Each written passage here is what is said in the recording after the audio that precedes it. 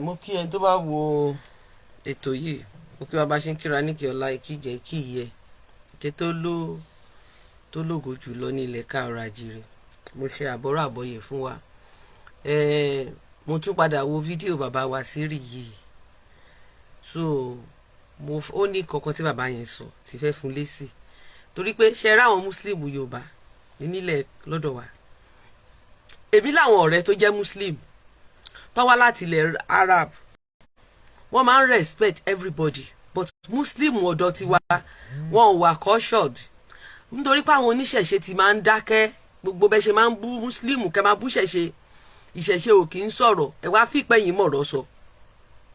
That's why tó fi jẹ́ pé àwa ọmọ tẹ ẹ̀kọ́ wa bá ṣe máa attack ìṣẹ̀ṣe, àwa la wá wọ̀n ní sìn ipe kan tẹ̀ ń sọ ò make sense. Ẹ gbọ́rọ̀ tí bàbá àgbàlagbà yìí sọ lẹ́nu àgbàlagbà, wọ́n ní wọn kì í gbọ́ ọ̀rọ̀ burúkú lẹ́nu abọ́ rẹ̀. Ẹ gbọ́ ọ̀rọ̀ tí bàbá yìí sọ, ẹ gbọ́ o. Òrùka ń bẹ, òòṣà kan ń bẹ téèyàn gbọ́dọ̀ fojú rí bí ojú làdé. Ẹ̀sùn òòṣà òun gan oore èwo lẹ́rí mú jáde ń bẹ. Kí ni dáadáa tẹ́ ẹ fi ṣe Nàìjíríà láǹfààní ń bẹ? Tàbí ń gbẹ wá sí ohun tó òòṣà ayẹyẹ kọ yín ni. Mọ́tò ló kéré jù mọ́tò òkìtì ẹ̀ ni. Fóònù ló kéré jù. Òòṣà òfin yín làákàrí kẹ́ẹ̀sì kí á ní wàhálà tó wá bá yín. Ẹ máa ṣàwọn èèyàn lẹ́sìn. Ṣé rí nǹkan tí wọ́n fún bàbá yẹn lésì ni pé ó ní pé òòṣà tí àwa bàbá wa ṣe ó ní kí ni ó ṣe fún Nàìjíríà. Number one, bàbá wa Sírì yìí, we were never Nigerian, so number one nìyẹn. Òòṣà kò sí oore tó ṣe fún Nàìjíríà, à ń ṣe Nàìjà. Òòṣà yẹn ó fún àwa ní nation títí wa kí ẹ tó kó ẹ̀sìn yín dé, torí ẹ̀sìn yín lẹ fi fún àwa léèwọ̀ jẹ.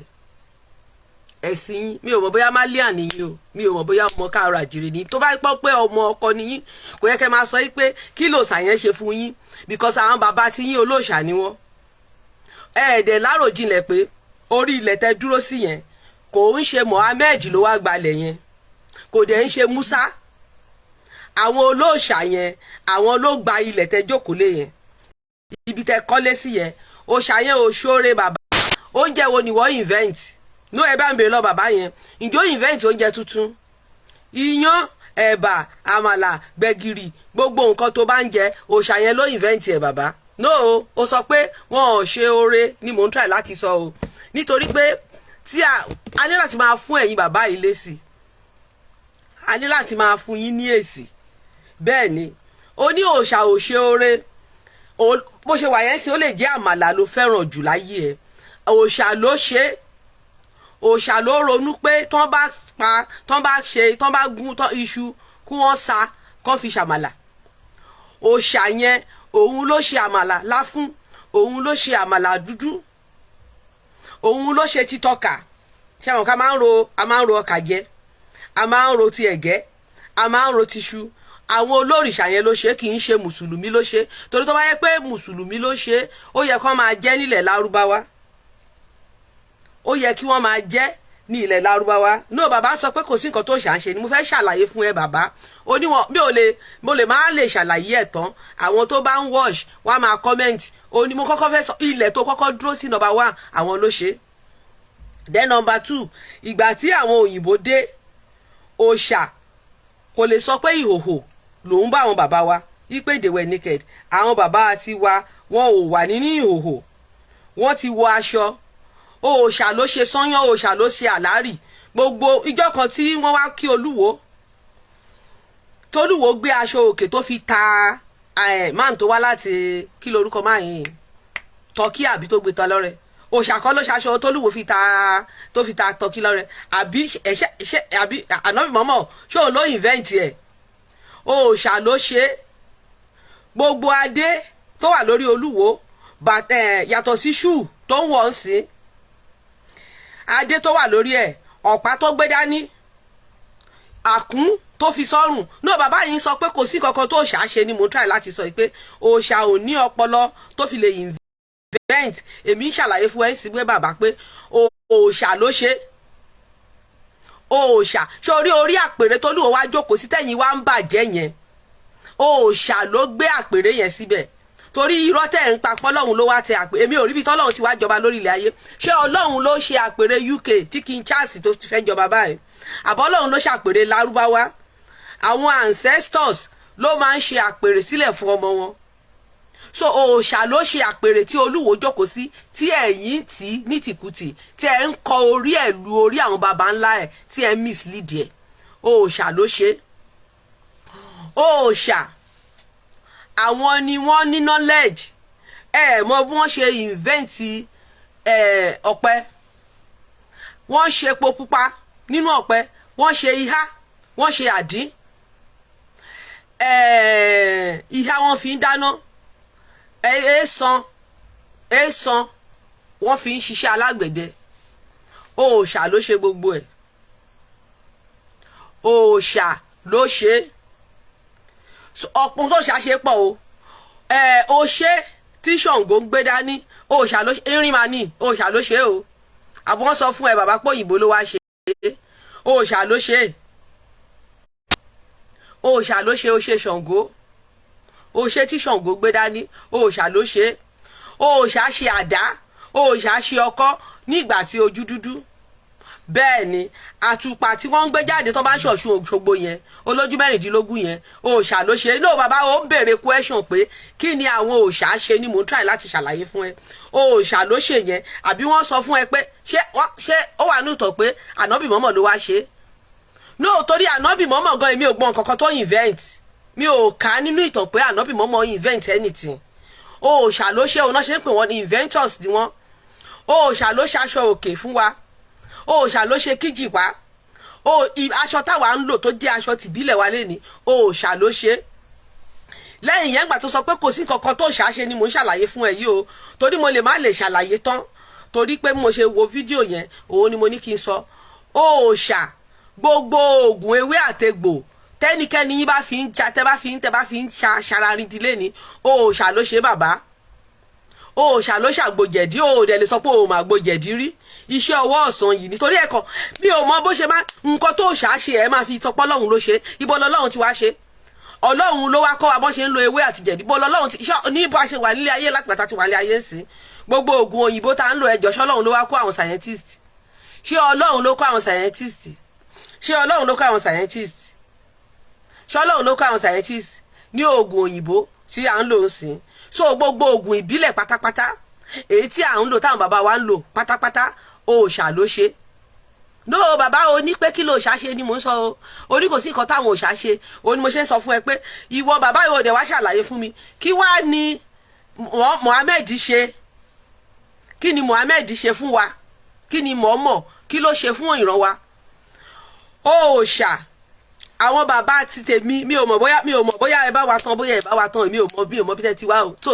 èmi ń sọ tèmi ni torọ́ mo òòṣà lèmi àwọn òòṣà yìí òòṣà ni wọ́n fi ń ṣọ́ ìlú wọn kí ẹ̀sìn àjèjì tó dé kò dẹ̀ sí olè kò sí kidnapping kò sí anything ẹ̀yin lẹ́ àtáàkì òòṣà náà pé kọ́ má ṣe mọ́ tí gbogbo ẹ̀ tí ìlú fi dàrú tó fi dà nǹkan tó dà lé ní ó ní kò sí oore tí òòṣà ṣe Nàìjíríà ni mò ń sọ o ṣùgbọ́n èmi ń sọ fún ẹ nǹkan tó òòṣà gan ṣe é lóore because oúnjẹ yan oúnjẹ bà oúnjẹ àmàlà oúnjẹ ọ̀rúnlá wọ́n ní Ọ̀rúnmìlà fún Ọ̀rúnlá jẹ̀ka Ọ̀rúnmìlà wọ́n ní best oúnjẹ ẹ̀ ní ọ̀rúnlá àti ọkà Ṣàngó oúnjẹ tó fẹ́ràn jù ní gbẹ̀gìrì gbogbo ẹ̀ lẹ́ńjẹ o òòṣà kọ́ ni wọ́n no àbí kò yé mi fún yí o best food Ṣàngó ní gbẹ̀gìrì gbogbo ẹ̀ lẹ́yìn náà ń jẹ o kí lorúkọ ẹ̀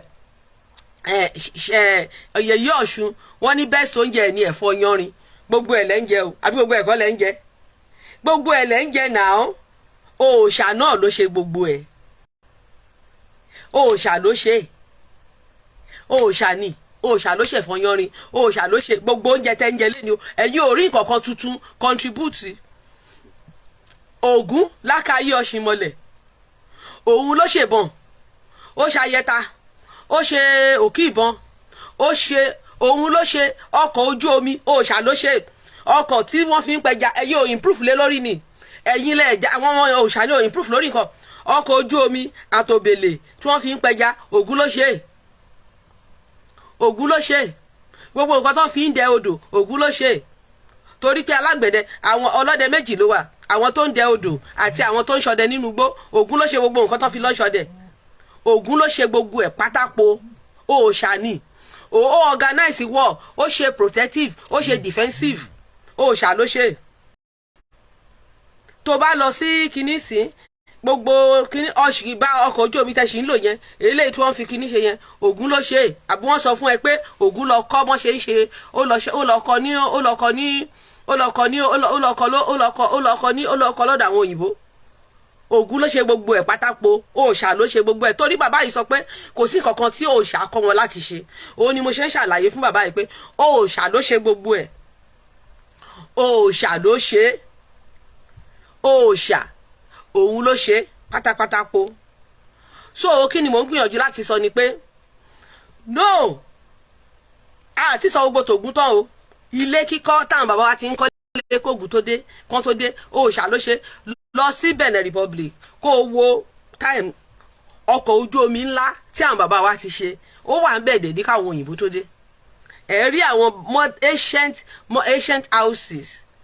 Màá lọ wá, mo ti ṣe fídíò yẹn rí ngbà kan, mo máa padà gbé fídíò yẹn, so màá lọ wá fídíò yẹn padà, màá gbé sórí kìdí mi.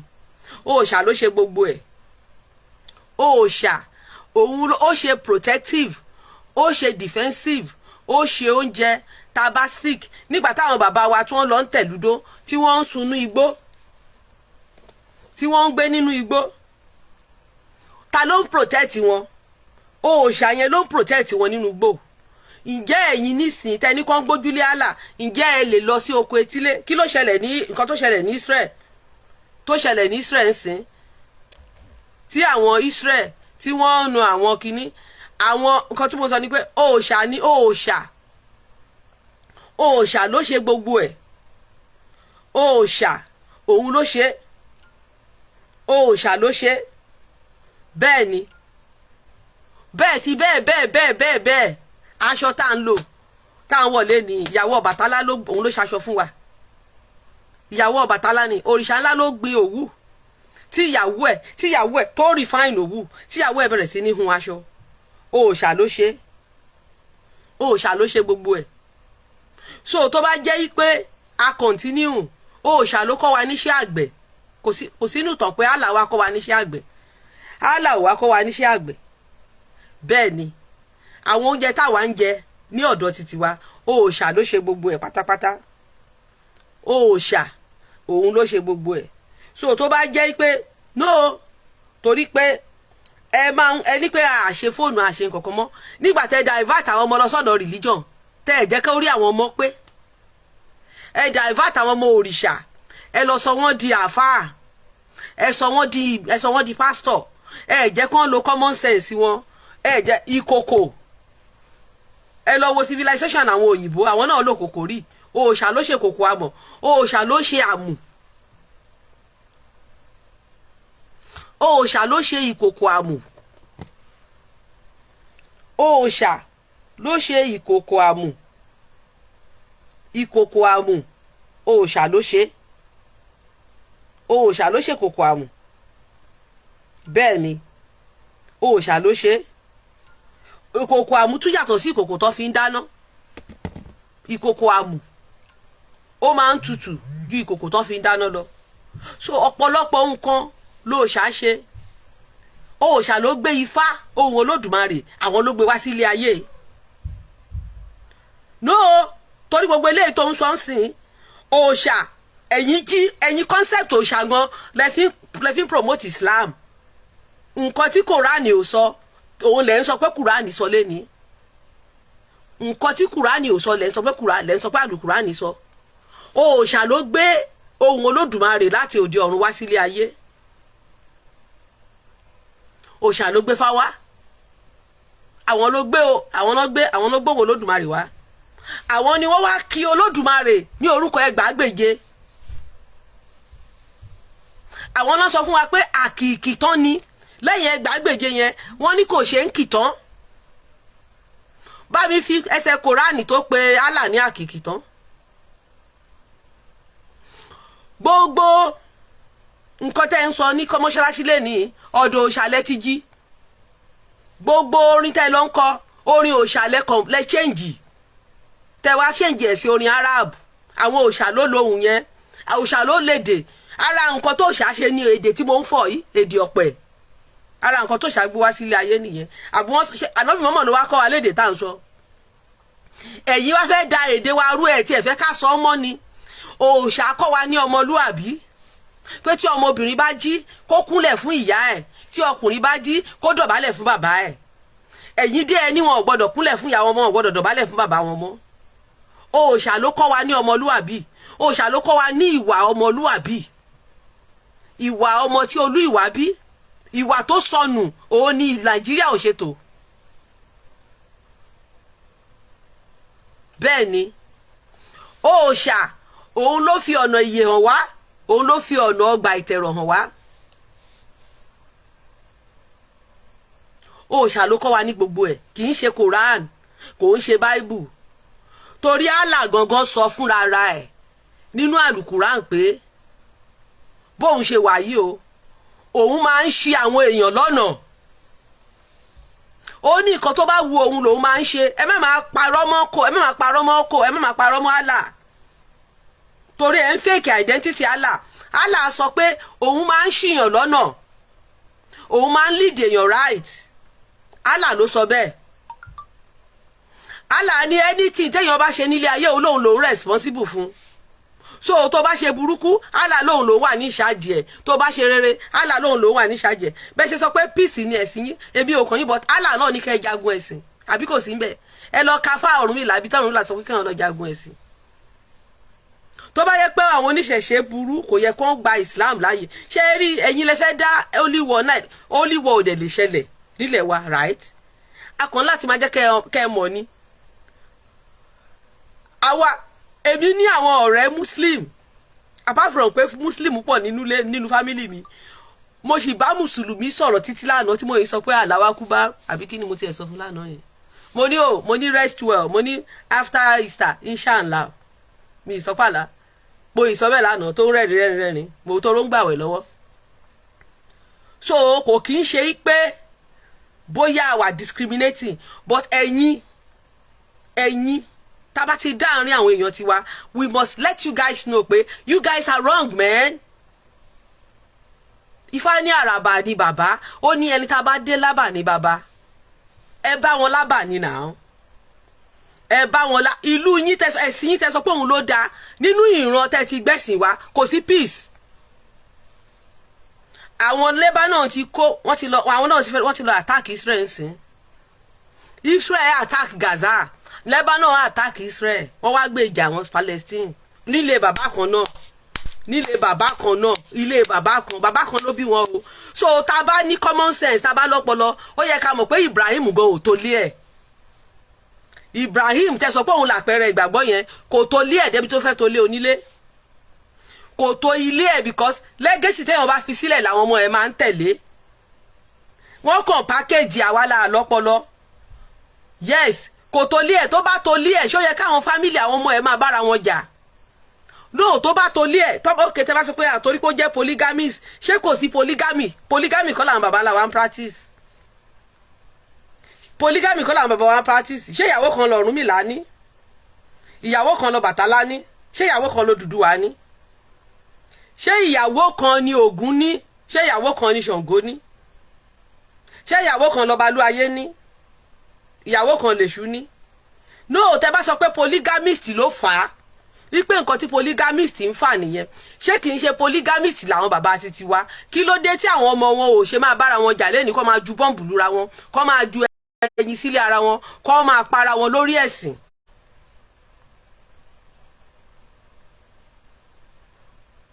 so which means pé bàbá tẹ̀ ń sọ yìí kò tó ilé ẹ̀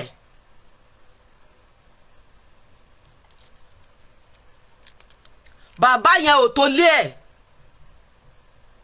ilé ẹ̀ tí ò tó òun ni gbogbo wa ń rí lẹ́ni ẹ̀yin lẹ́ ń pákéjì bàbá yẹn tẹ́ ẹ̀ sọ bàbá yẹn ní nǹkan tí bàbá yẹn ò jẹ́ bàbá yẹn kò tó lé ẹ̀ because wọ́n kàn fi bàbá yẹn scam ni wọ́n fi orúkọ bàbá yẹn wọ́n fi scam ni wípé òun lẹ̀sìn kan tó pé òun kankan ló rọ́lọ́ bó ló ti rọ́lọ́ òun ṣó mo rí kí Olódùmarè èèyàn tó bá jẹ́ ọ̀rẹ́ Olódùmarè ó yẹ kó ṣe pé ká ṣe máa wá fọ́ọ̀jì oríkì bí àwọn Christian ṣe fọ́ọ̀jì oríkì fún Jésù nínú ìṣẹ̀ṣe gbogbo oríkì tó ń kì ní ṣọ́ọ̀ṣì fún Jésù wọ́n fọ́ọ̀jì ẹ̀ ni. Ṣé Jésù wá pẹ̀lú oríkì? Gbogbo oríkì tẹ́ ló ń kì ní ṣọ́ọ̀ṣì fún Jésù ẹ fọ́ọ̀jì ẹ̀ ni náà. Àwọn òòṣà ló lóríkì náà ẹ fọ́ọ̀jì oríṣi òrìṣà. The same thing náà ọ̀pọ̀lọpọ̀ oríkì òrìṣà lẹ́tí fọ́ọ̀jì fún Allah. Oríkì Ọbàtálá pọ̀ nínú oríkì tẹ́ ń kì fún Allah. Oríkì Ògún, oríkì ọba ẹ wá nígbà tẹ́ fọ́ọ̀jì oríkì àwọn òrìṣà tán ẹ wá sọ pé àwọn òrìṣà pé wọ́n ń bá Allah ṣe competition. Ta ló ń bá òrìṣà ṣe competition?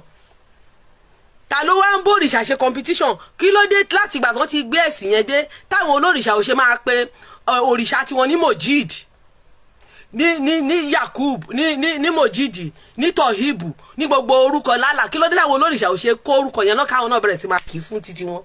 Bó tẹ̀ jẹ́ pé wọ́n ti yí sí èdè wa káwọn náà bẹ̀rẹ̀ sí máa sọ pé Tohibu, Altohibu, tọkàndélé òrìṣà wọn kọ́ ní Altohibu, kọ́ ní Almojidi. Ṣé mọ̀ pé àti Yorùbá náìsì kìíní yẹn Aliyekini káwọn náà kọ́ bẹ̀rẹ̀ sí máa sọ kìíní yẹn, kọ́ bẹ̀rẹ̀ sí máa lo gbogbo àwọn oríkì yẹn 99 yẹn kọ́ máa lò nílé òrìṣà. Kí ló dé táwọn olórìṣà ò ṣe máa lò? Kí ló dé tó ṣe wá jẹ́ pé ẹ̀yin lẹ́wà ní ẹ̀yin tẹ́ sọ pé ẹ̀yin lẹ́wà òkè ẹ̀yin lẹ́ ń jí gbogbo oríkì tó lórìṣà ń lò tó ti ń lò nínú ilé ìsìn wọn lẹ́ lọ́ ń lò. Oríkì ti yín dẹ̀ wà nínú ẹ̀sìn yín. Wọ́n ti kọ 99 name orúkọ oríkì Allah fún yín. Ẹ ti ṣe sí èdè Yorùbá. Rashidi ara orúkọ Allah ni. Al-Rashidi tẹ́ bá délé ẹ̀sìn kẹ́ ní Al-Rashidi o.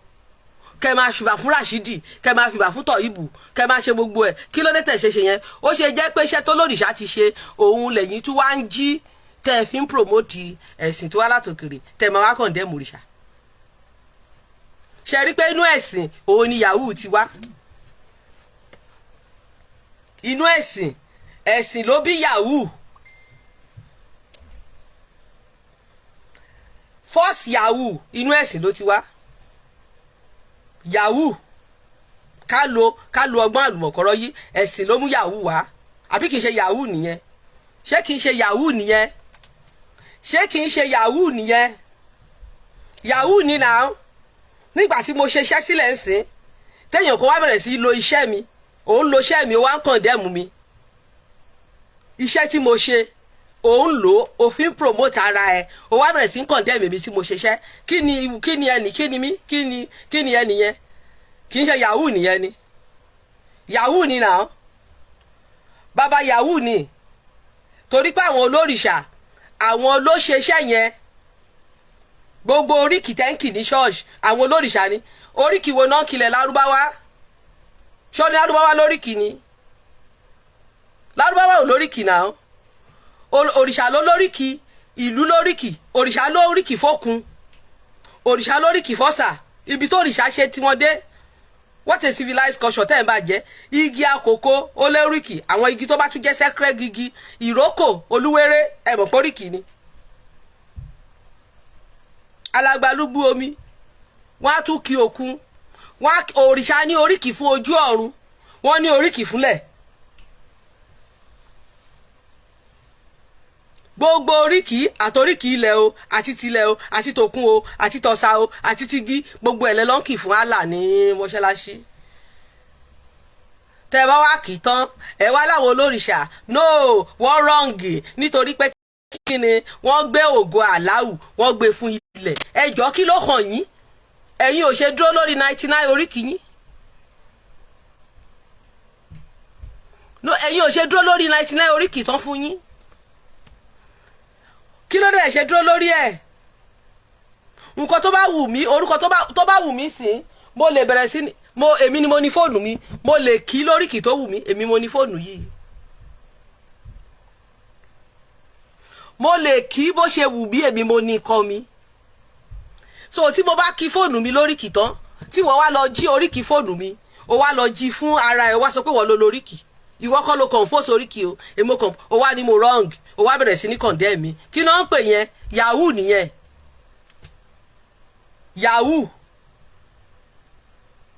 Yahoo. Islam ò introduce ọ̀run sí wa. Àlùjọ́nà ni Islam ò introduce sí wa. Àlùjọ́nà àjìn ló ń jẹ́ àlùjọ́nù o. Ẹ máa gbẹ́sẹ̀ wo scam wọn o. wọ́n wá sọ pé àwọn olórìṣà ló ń venerate wọ́n lé olórìṣà ló ń lo àlùjọ̀nú. Nínú Islam aljin wà aljin ṣé ń gbọ́ sí ẹjọ́ mò ń bọ̀.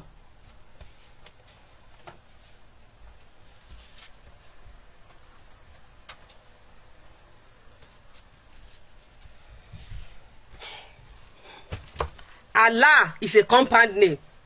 Ìgbà táwa ń ṣe research láṣẹ mọ̀ pé compound name ni Allah. Allah. Bàbá mi láfi yahoo.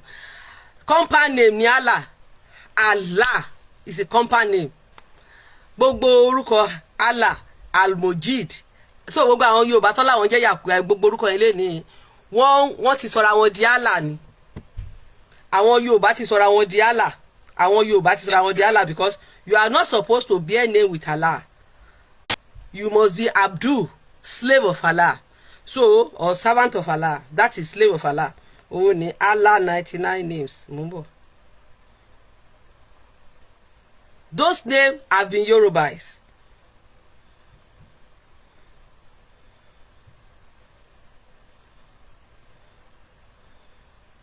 Òun ni ní kàtán o. Kakàn ká díẹ̀ ń bẹ̀. Kẹ́kàn wo àwọn orúkọ. So, òun lélẹ̀. Òun ni Al-Rahman. Tẹ́ bá sọ pé ọmọ yín jẹ́ Ramon ní báyìí orúkọ Allah ni. Al-Rahim, Al-Malik, Al-Qudus, Al-Salam, Al-Mun, Al-Muyan, Al-Aziz, Al-Jabbar, Al-Mutakabir, Al-Ghaffar, Al-Ghaffar, Al-Wahhab, Al-Razak, Al-Fatiha, Al-Alim, Al-Habib, Al-Basit, Al-Kafu, Al-Rahat, Al-Muhiz, Al-Muzi, Al-Zami, Al-Bashir, Al-Akam, Al-Jil, Al-Latif, Al-Kabar, Al-Alim. Gbogbo orúkọ ti sẹ́ńdì Alimu bá ṣe máa ń pè lọ́dọ̀ wa Asimu. So gbogbo àwọn orúkọ yìí Hal òun ló ṣáájú orúkọ. La is the same thing with La. Hal La. Al-Shatan ṣe rí bẹ́ẹ̀ yẹn Hal Shatan. Now Al-Shatan, why should Al-Shatan now be Èṣù? Does it báwo ló ṣe correlate? Ẹ máa gbọ́ ṣe rí scam o. Did you see the scam? Àwọn ẹ̀ máa ń blame Bishop Ajayi Crowther. Àwọn Muslim ló bẹ̀rẹ̀ conspiracy. Nígbà tẹ́ fẹ́ change ẹ máa gbọ́ o. Rahman ẹ ṣe ìjẹ̀ sí Ramoni. Al-Rahman ẹ ṣe ìjẹ̀ sí Ramoni. Rahim ẹni Rahimu. Maliki. Kudusi. Salam Salami. Mumuni. Asisi.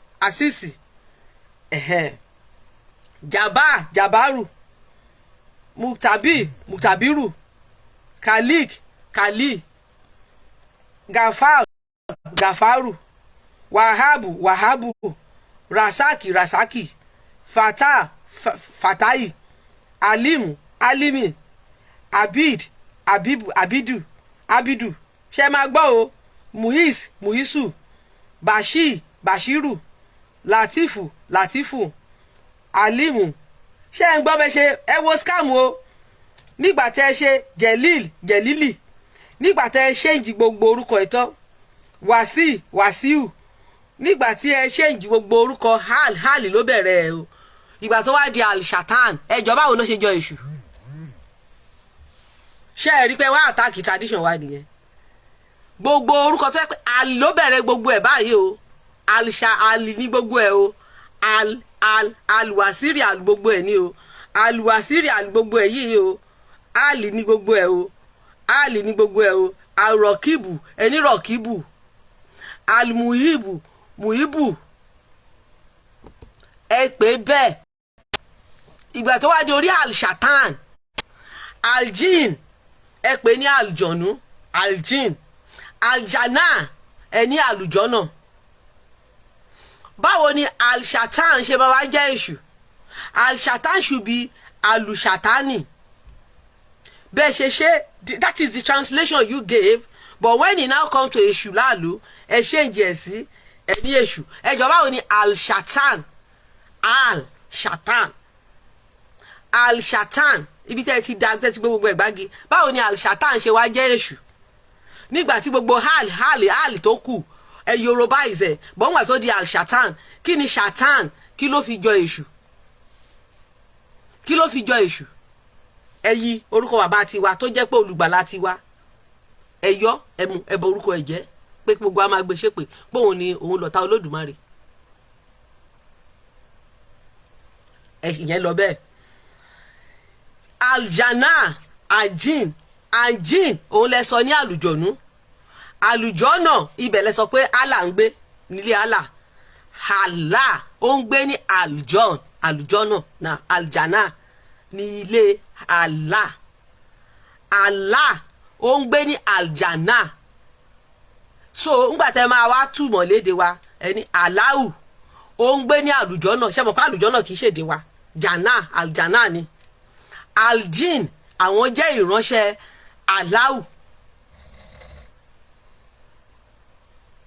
ṣùgbọ́n nígbà tẹ́ máa yí kíní ìmọ̀ wa lọ́wọ́ àwa ọmọ ti ṣẹ́jú ó dá kí wọ́n lọ fún research tẹ́ bá lọ fún research when you contact Islamic scholars contact Christian scholars understand the religion you will understand religion now when you speak with foreigners you learn from them. That's why I said I have Muslims that I have respect for, many Muslims that I have respect for, and they are my friends. Yes, they are my friends. Tó bá ní ìkan ṣe ní mosque when I will go, they are my friends. They have respect for every other people, and if you want to learn they are not bá ṣe ń ṣe nílé yẹn, they don't want ronú bí titiwa. Even some of them they are Arabian Muslim but orí wọn pé not the way so when you want to know much go and learn from some àwọn tó ní ìlú wọn gangan tó ti ń sọ English, they will teach you everything. Aljin ṣe àríbọn ṣe yí mọ́ wa lọ́wọ́ nílé ni mo ń try láti sọ yìí o. Àwọn irúnmọlẹ̀ báwo náà ṣe jẹ́ àlùjọ̀nú ni mo ń try láti sọ. Àwọn Muslim sọ pé oníṣẹ̀ṣe àlùjọ̀nú náà ń lò but àlùjọ̀nú came from Islam now. The word àlùjọ̀nú inú Islam ló ti wá kò wá láti inú ìṣẹ̀ṣe. But ẹ wá sọ pé oníṣẹ̀ṣe ló ń lo àlùjọ̀nú inú Islam ni àlùjọ̀nú aljini òun lẹ sọ di àlùjọ̀nú aljin aljana òun lẹ ń pè lálùjọ́nà Allah òun ni God òun ni supreme deity Islam ilé Allah ni àlùjọ́nà aljana jana ni Allah ń gbé hal ló bẹ̀rẹ̀ aljin Allah ló dá àwọn aljin so kó tó di pé wọ́n gbé Islam dé we still call those names every day. Àwọn irúnmọlẹ̀ títí wá àwọn irúnmọlẹ̀ wọ́n ń pè wọ́n ní elu ni wọ́n elu is the same thing as olu. They are elu irinwó elu ọ̀kànlérinwó elu they are elu. Now apart from that the irúnmọlẹ̀ now irinwó ọ̀run because that irun just mean irinwó ọ̀run means 5 days interval so ẹ má máa gbé fúnra wọn ọ̀run tó máa sọ pé ọ̀rọ̀ ọ̀run mean 5 days interval ìsàn mean 9 days interval ìtàdógún means 18 days interval ìtàdógún means 19 days interval. Did you see now? So irun igba means 200. No ẹ sọ pé kò sí nǹkan kan tó ń kọ́ wa àwọn òrìṣà kọ́ wa ní mathematics a mọ̀ yàtọ̀ láàrin igba àti irínwó a mọ̀ nǹkan tó ń jẹ́ gbẹ̀rún àwọn òrìṣà ló kọ́ wa ní gbogbo ẹ̀ òrìṣà ló kọ́ wa ní mathematics òrìṣà gan kọ́ wa ní writing kọ́ bọ́ ṣe máa kọ èjì ogbè kọ́ bọ́ ṣe máa tẹ èjì ogbè bẹ́ẹ̀ kọ́ náà ṣe máa tẹ ọ̀sẹ̀ méjì tó ṣe máa tẹ ògúndábèdé bẹ́ẹ̀ kọ́ náà ṣe máa tẹ ògúndá méjì tẹ bá rí bọ́ ṣe máa tẹ orúkọ yẹn ẹ ti mọ̀ pé yes tó bá ní ọ̀sá ògúndá ó ní bọ́ tún ṣe máa tẹ̀ so wọ́n kọ́ wa ní writing no ẹni kò sí nǹkan kan tó ń kọ́ wa láǹtà láti sọ yìí so the irúnmọlẹ̀ now they are now irinwó ọ̀run tó mọ ilẹ̀ irinwó ọ̀run tó mọ ilẹ̀ now the 400 irinwó ọ̀run mi ìfẹ́ pè wọ́n ní heaven torí mi ò mọ̀ túmọ̀ heaven mọ́ because I'm so confused concept of heaven is not the same with ọ̀run in our tradition irinwó ọ̀run tó mọ ilẹ̀ this is our own abode wọ́n ní àjò láyé this word is a wọ́n ní àjò ní fáwọn ọ̀run ní ilé tí àwọn that is the word they left for us àjò láyé ọ̀run nílé now àwọn ọlọ́pẹ̀ra wọn ní ọ̀run ọ̀run náà pe ara wọn. Wọ́n ní ibi táwọn ti wá ló ń jẹ́ ìwà ọ̀run. Ìwà ọ̀run. Ní ìwà ọ̀run yìí ibì kan wà tó ń jẹ́ àjùlé ikin, ibi tí kí ifá ti rọ̀. Wọ́n wá sọ pé ẹni tó rán àwọn níṣẹ́ wá sí ilé ayé yìí òun ni wọ́n ń pè ní olódùmarè, ẹni tó ní odù, the odù. Òun ni ọba àjà ní ìwà ọ̀run. Did you see? Kò sí nǹkan tó ń jẹ́ ìwà ọ̀run nínú Quran. You can't find that word there. You can only find that word in Ifá. Ifá nìkan dẹ̀ ló lè kí oríkì ìwà ọ̀run. Ifá ní oríkì fún ìwà ọ̀run. Ifá ní odù tó bí ìwà ọ̀run. Quran ò lè testify yẹ because ẹ rí pé ẹ bọ́rọ̀ nǹkan tí ò kì í ṣe ti yín. That is the confusion with Yoruba Muslim. Stay on the lane of your àlùjọ́nà. Don't create confusion anymore. So this irúnmọlẹ̀ now, they are the custodians of ọ̀run. Àlùjọ́nà nílé Allah, kì í ṣe ọ̀run nílé Allah. So Allah cannot be ọlọ́run. Yes, àwọn irúnmọlẹ̀ gan ọlọ́run ni wọ́n, because that is where they live. That is their own house and they are elu there. Elu ni wọ́n lọ́run. They are elu. That is their testimony. Elu ọ̀run. We still call them irúnmọlẹ̀ till tomorrow. You cannot remove that name. Elu, àwọn ni elu ọ̀run, because they are olúkálùkù wọn ló ní department níbi tán wà. Ilé wọn ló ń jẹ́ ọ̀run. Wọ́n ní Ògún onílé kan, àbí wọn kì í ti máa pe Ògún ní onílé kan gbogbo òkè ọ̀run before kí wọ́n tó gbé Islam dé. Wọn kì í ti máa pe Ògún bẹ́ẹ̀. Ògún onílé kan gbogbo òkè ọ̀run kì í ṣe oríkì Ògún nìyẹn. Adífá fún Ọ̀rúnmìlà nígbà tó ń ti ìsálú ọ̀run bọ̀ wá sí kọ̀lé ayé. Ẹ̀là mímọ́ wọ́n ní nígbà tó ń ti kọ̀lé ọ̀run bọ̀ wá sí kọ̀lé ayé wọ́n ní kó rúgúnrúgún. No, all this has been, history has been there. Ọ̀rúnmìlà ń ṣàwó lọ sílé Olódùmarè, Ọ̀ṣun yìí wà nílé Olódùmarè. All this history has been established. Ẹ dé ẹ knock out àwọn ọ̀rúnmọlẹ̀. Ẹ wá ń sọ pé ilé wọn nílé Allah. Báwo ló ṣe jẹ́ ilé Allah? Ọ̀run ò kì í ṣe ilé Allah. Àlùjọ́nà nílé Allah. Ọ̀run àwọn ọ̀rúnmọlẹ̀ ló lọ́run. So anybody inú yín yẹ ọ̀rúnmọlẹ̀ àwọn ló ń jẹ́ ọ̀run tó mọlẹ̀. That is the meaning of the name. Tẹ́ ẹ bá ti mọ̀, get that lie out of your brain. No, now ẹ wá change àwọn ọ̀rúnmọlẹ̀, ẹ wá change ẹ láwọn ló ń jẹ́ àlùjọ̀nú. Iṣẹ́ ti rí irọ́ bẹ́ẹ̀ yẹn, because you now translate Islam, translate ẹ wá Yorùbáìsì èdè Arab, ẹ wá láwọn ọ̀rúnmọlẹ̀ ní àlùjọ̀nú, pé àwọn oníṣẹ̀ṣe o àwọn ló ń lo àlùjọ̀nú o. Now àlùjọ̀nú did not come with Islam. Ṣe rí pé trade ẹ wá jí concept àwọn ọ̀rúnmọlẹ̀ ẹ jí fún Islam, ẹ gbé ti Islam ẹ gbé sínú ìṣẹ̀ṣe. Àlùjọ̀nú àti àlùjọ̀nú òun ló bá Allah wá, òun ló bá Islam wá. Ọ̀run irúnmọlẹ̀ ọ̀run tó mọlẹ̀ òun ló bá ṣẹ̀ṣe wá, òun ló ti bá ṣẹ̀ṣe rọ̀, òun dẹ̀ ló wà nínú ìṣẹ̀ṣe. So táwọn oníṣẹ̀ṣe bá wá ń preach nǹkan títí wọn, ẹ wá sọ pé irọ́ ni wọ́n ń pa, wípé Islam ló lọ́run, Islam ẹ wá láwọn ọ̀rúnmọlẹ̀ o àwọn ló ta ló wá ń lo àlùjọ̀nú nínú àwọn tó ní pé ọ̀run. Irú àwọn oníṣẹ̀ṣe ṣe wọn ò ní problem, wọn they don't have business with àlùjọ̀nú. Ẹ̀yin lẹ ní problem, ẹ̀yin lẹ ní business pẹ̀lú àlùjọ̀nú. Àwọn ń dì pẹ̀lú ọ̀run ni, ọ̀run làwọn ń dì pẹ̀lú oníṣẹ̀ṣe. Ẹ̀yin lẹ ń dì pẹ̀lú àlùjọ̀nú. But ẹ máa sọ pé it's just like kéèyàn máa tọra ẹ̀ jẹ. Al-Jinn is from Quran. Al-Jannah, that is the abode of Allah. So bó wá lọ yẹ kí ilé àwọn Al-Jinn máa gbé, kì í ṣe àlùjọ̀nú. Àwọn Al-Jinn lẹ́sọ̀ lálùjọ̀nú làwọn. Hal ibo ni ilé àwọn àlùjọ̀nú? Àlùjọ̀nà ló yẹ kó jẹ́ ilé àwọn àlùjọ̀nú náà.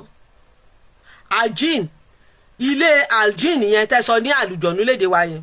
Àlùjọ̀nà Al-Jannah tẹ́sọ jana tẹ́sọ ní àlùjọ̀nú yẹn. So àlùjọ̀nú àti Al-Jinn àwọn ló yẹ kó jọ máa gbé papọ̀.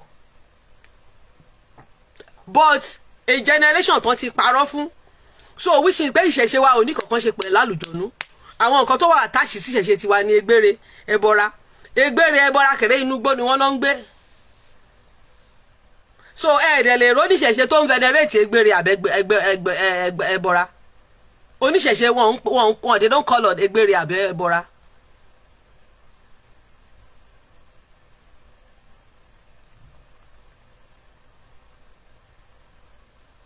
àwọn irúnmọlẹ̀ ọ̀run tó mọlẹ̀ ni wọ́n ń pè.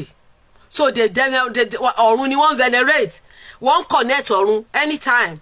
Àwọn ọ̀run tó mọ ilẹ̀ yẹn ni wọ́n fi ń connect ọ̀run. So true ta lẹ fẹ́ kọ́ máa fi connect ọ̀run. So ẹ̀yin sìn lẹ́wà confused because you are not connecting the connect ọ̀run against àwọn ará ọ̀run yẹn. Ẹ wá change orúkọ, that is the confusion. Ńgbà tẹ́ bá sọ pé àwọn ará ọ̀run ló dá àlùjọ̀nú. Ẹ wá sọ pé àwọn àlùjọ̀nú yẹn ẹ wá láwọn lára ọ̀run. Ṣé rí pé that is the confusion, how the religion was misinterpreted now. Misinterpretation of religion now is actually misinterpreted. That's why mo máa ń dúpẹ́ lọ́wọ́ mentor mi, òyìnbó tó jẹ́ mentor mi. Òyìnbó tó jẹ́ mentor mi. Òyìnbó tó jẹ́ mentor mi ló sọ fún mi pé tí n bá ti lọ study èdè yẹn kí n wá retranslate ẹ̀ sí mother tongue mi. Ìgbà yẹn ló máa get the true picture. Aljan, now did you see now pé kò correlate mọ́ ìṣẹ̀ṣe àtàlùjọ́nà o. So aljin should be the abbot of the àlùjọ́nà should be abbot. Àlùjọ́nà ni Allah ń gbé. So kò correlate. So tí ẹ bá sọ gbogbo orúkọ yẹn, so láti wá sọ àlùjọ́nà lóde ọ̀run is a big error. Ẹ lè sọ àlùjọ́nà lóde ọ̀run because àwọn character tó wà lálùjọ́nà ó yàtọ̀ sí character tó wà lóde ọ̀run. Láti pè àlùjọ́nà ní òde ọ̀run is a big error, man. Error ni fún any Muslim láti máa pa àlùjọ́nà lóde ọ̀run. Àwọn ará ọ̀run àwọn ló pe bìkan ní òde. Ẹ mọ̀ pé tó ń pè lóde ni ilé. Wọ́n ní òde ọ̀run, ìkọ̀lé ọ̀run. And tó nǹkan tá wá fi ní ta fi dúpẹ́ ni pé àwọn òyìnbó tó wá gba kinní ibi ìgbà ọtún l'Amẹ́ríkà ni ní Australia, all over the world, testimony àwọn ọ̀run mọ̀lẹ̀ òun ni wọ́n ń sọ. Adúpẹ́ pọ́n káwọn bàbá wa lẹ́rù o torí ẹ sọ pé ẹ̀yin ó hard ṣùgbọ́n tí wọ́n bá lọ sóko ẹrú ìṣẹ̀ṣe ìbá ti parẹ́. Àwọn tó lọ sóko ẹrú àwọn ló tanná ìṣẹ̀ṣe káàkiri gbogbo àgbáyé. So bólódùmarè ṣe máa ń ṣe iṣẹ́ ẹ̀ àṣeyẹ̀wò ni kí ló dé tí àwọn ọ̀run mọ̀lẹ̀ tí wọn ò ṣe jẹ́ kí wọ́n pa káwọn ọmọ wọn lọ. Bó ṣe bá àwọn ọmọ wọn tí wọ́n wá kó lọ ilé ní àwọn ló wá jẹ́ kí fọ́rínà wá gba ìṣẹ̀ṣe. Àwọn ló wá establish gbogbo irọ́ tí wọ́n ti ń pa fún wa nínú ilé, irọ́ tí wọ́n ti pa fún wa nínú ilé, àwọn ló wá bẹ̀rẹ̀ sí ní debunk ẹ̀. Reality táwọn gbé lọ tí fọ́rínà gbà lọ́wọ́ wọn òun ló wá ń debunk gbogbo irọ́ tí ẹ pa fún gbogbo wa láti kékeré ń sìn. Because àwọn yẹn keep to the testimony. Because ìgbà táwọn lọ àwọn kan ti purọ́ pé Muslim làwọn bàbá wa ipe ìgbà kìkì Muslim náà, but Muslim náà kó lẹ́rú. Kí ló dé tó ṣe jẹ́ pé ìṣẹ̀ṣe náà lọ kọ́ àwọn ará Brazil, ìṣẹ̀ṣe náà kọ́ wọn ní Cuba, ìṣẹ̀ṣe náà kọ́ wọn ní Haiti, ìṣẹ̀ṣe náà kọ́ wọn ní gbogbo ayé. No, Islam náà gbé kúrò nílé o ṣùgbọ́n ìṣẹ̀ṣe náà lọ kọ́ àwọn èèyàn. Wọ́n kọ́ àwọn èèyàn bó ṣe ń bọ Ògún, wọ́n kọ́ wọn bó ṣe ń bọ Ṣàngó, wọ́n kọ́ wọn bó ṣe ń bọ Ọya. Àti aláwọn òyìnbó báyìí tó jọ lọ́ya ni wọ́n. Òyìnbó oníṣàngó wà, òyìnbó ológun wà, òyìnbó onífá, òyìnbó ọlọ́bàtálá, òyìnbó ọlọ́ṣun, òyìnbó oní tó ṣọ̀ṣọ́ òṣì. Gbogbo department wa pátá làwọn òyìnbó fìtì sí. Náà gbà tó jẹ́ pé mùsùlùmí ni àwọn bàbá tó kó lẹ́rú. Kí ló ṣe jẹ́ pé Ọ̀ṣun náà lọ kọ́ wọn lọ́hùn. So ìyẹn kọ́kọ́ debunk irọ́ yẹn. Irọ́ kejì tí ìṣẹ̀ṣe tí àwọn bàbá wa tán kó lẹ́rú yẹn tó debunk ni pé ìtàn tí wọ́n sọ fún wa pé Mẹ́kà láti wá o, bàbá wa Odùduwà o, wọ́n lè ní Mẹ́kà ní o, ó jà ní o, ńgbà tó ń bọ̀ ó kó òrìṣà 364 ó kó wọn wá láti Mẹ́kà. Okay, àwọn tí wọ́n wá kó lẹ́rú ṣẹ̀wọ̀n pé ibi tí àwọn bá ti gbé ìwà ìlú ń hù wọ́n ti kó wọn lẹ́rú tipẹ́, wọ́n ti wà lọ́hùn, wọ́n ti bá àwọn òyìnbó jórúkọ àwọn míì tó ń jórúkọ wa gan ìwà òyìnbó ló wà nù ẹ̀jẹ̀ wá wà lára wọn ṣùgbọ́n àfọ òyìnbó àfihàn dúdú ni wọ́n. Gbogbo nǹkan táwọn òkè ń kà sí làwọn kà sí because wọ́n ṣe bring wọn up nìyẹn. Àwọn wọ́n wá bẹ̀rẹ̀ research tó gbóná lórí history wọn. Ìtàn táwọn bàbá wa fi sílẹ̀ fún wa lélẹ́yìí pé Ifẹ̀ láti kúrò ṣùgbọ́n à ń rí nǹkan lórí íńtánẹ́ẹ̀tì pé Mẹ́kà láti wá. Wọ́n wá ṣe bàbá research, wọ́n gbá research. Èmi bó ti wà nínú group wọn rí o, wọ́n gbá research débi pé wọ́n gbá research. Àwọn gan wà lára àwọn tó jí mi. Àwọn gan wà lára àwọn tó jí mi. Wọ́n gbá research, wọ́n ò rí trait anybody tó ń jó Odùduwà ní gbogbo ilẹ̀ Middle East. Gbogbo history tá à ń sọ léde àwọn lárúbáwá ò ní oral tradition wípé wọ́n lé èèyàn kan ní Mẹ́kà tó wá jọba sífẹ̀. kò sí history yẹn ní ilẹ̀ lárúbáwá ní anywhere ní ilẹ̀ lárúbáwá wípé wọ́n lé èèyàn kan ní Mẹ́kà tó wá jọba sífẹ̀. okay òyìnbó kí la máa ṣe, let's go for our ancestry DNA. ó dùn mí pé fóònù mi yẹn ti bàjẹ́, mo ní àwọn DNA research, mo ní DNA research wọn dání tó ń send sí mi. ńgbà tó máa ṣe ancestry DNA sọ pé wọ́n jẹ́ aboriginal people West Africa. mọ̀ kan tó ń pè láboriginal, àwọn tó tẹlẹ̀ dó wípé àwọn aboriginal people West Africa ni wọ́n. DNA wá connect wọn mọ́ Republic of Benin àti Nigeria, south west of Nigeria ni wọ́n ti wá. wọ́n wá rí DNA kan lára wọn, wọ́n ní DNA yẹn wọ́n ní alien ni tó wá from another planet. alien DNA tó show pé wọ́n wá from another planet. Now DNA tó show pé they are from another planet, but ìgbà tí wọ́n dé from another planet yẹn West Africa ni wọ́n kọ́kọ́ rọ̀ sí, ní DNA tí wọ́n máa kọ́kọ́ rí lórí ilẹ̀ ló ti kúrò.